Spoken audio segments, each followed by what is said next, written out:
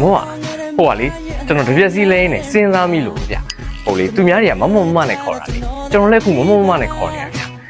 မနဲ့ခေါ်တာကြီးကသူများနဲ့တူပြီးတော့ရိုးလားလို့ပြီးတော့ခေါ်တာလည်းရှိတယ်ရှာလည်းထောက်တယ်အဲ့ဒီစားကျွန်တော်ကဟိုလိုလေးခေါ်ချင်ဟိုလိုလေးဟိုလိုလေးဆိုတာဟိုမအစားကို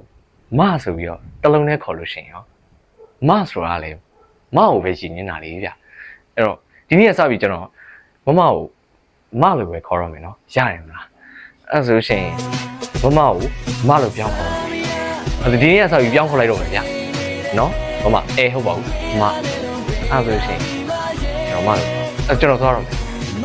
မေးလို့ပြုံးပြပါ